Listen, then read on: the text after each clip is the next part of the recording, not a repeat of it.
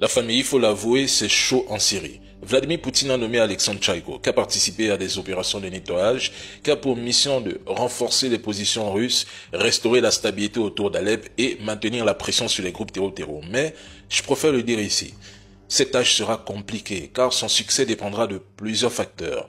Tout d'abord, les capacités logistiques de la Russie jouent un rôle clé, ça je ne doute pas. Et l'armée syrienne, qui, malheureusement, abandonne ses positions et refuse de se battre.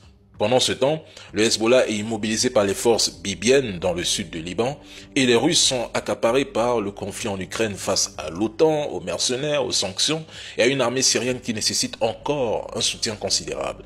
La Russie doit également prêter attention à la Géorgie pour éviter une situation similaire à celle de l'Ukraine, surveiller la Biélorussie et surtout soutenir certains pays africains dans leur lutte contre les terror. Autrement dit, Moscou est engagé sur plusieurs fronts.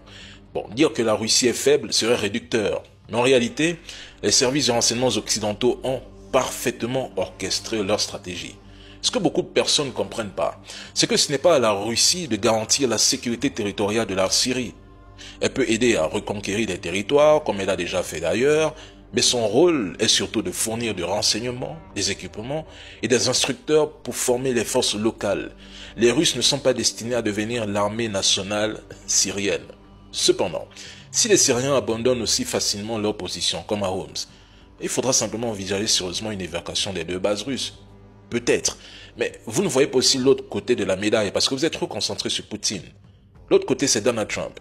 Parce que ce qui se passe en Syrie, en Ukraine, en Palestine, constitue une véritable aubaine pour l'administration Biden.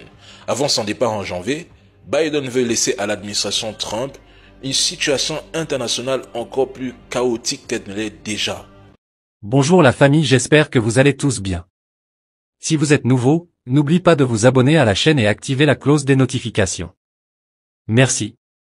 La famille, c'est officiel. Bachar al-Assad n'a pas seulement fui la Syrie, mais il aurait également disparu à bord du seul avion qui survolait encore le pays tard dans la nuit. Selon certaines sources, et ça reste à vérifier, cet avion transportant le président syrien se serait écrasé et il demeure introuvable. Pendant ce temps, Damas est tombé en seulement quelques heures. Les forces armées fidèles à Bachar al-Assad ont pris la fuite tandis que d'autres soldats ont refusé de combattre dans la capitale. En réalité, son armée entière semble s'être désolidarisée, refusant de bouger le moindre doigt pour défendre le régime Assad. Les nouvelles forces au pouvoir annoncent une nouvelle ère et promettent même un véritable changement pour la Syrie. Ça reste à voir. Mais une question demeure.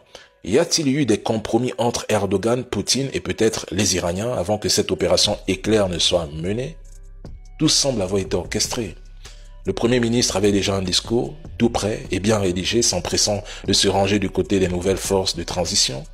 Au sein de l'administration Assad, le soutien semblait s'être évaporé dès le début de l'offensive. On avait même l'impression que Assad n'était aidé par personne. Ce qui intrigue encore davantage, c'est la rapidité avec laquelle les rebelles ont avancé, sans jamais s'attaquer aux bases russes, ni empiéter sur les intérêts de Moscou ou de Téhéran. Les Russes, les Iraniens et même les Irakiens n'ont pratiquement rien fait pour intervenir. Quoi qu'il en soit, le fait est là, Bachar al-Assad est tombé. Il semblerait que tout le monde sauf lui savait que sa chute était inévitable. Bonjour chers camarades. YouTube nous informe que vous ne commentez pas les vidéos s'il vous plaît. Laissez un commentaire sur la vidéo, merci, et likez la vidéo, merci. Bachar el-Assad est tombé. Les combattants qui ont dû faire face à ce régime tyran ont annoncé aujourd'hui à la télé la chute. Écoutez-les.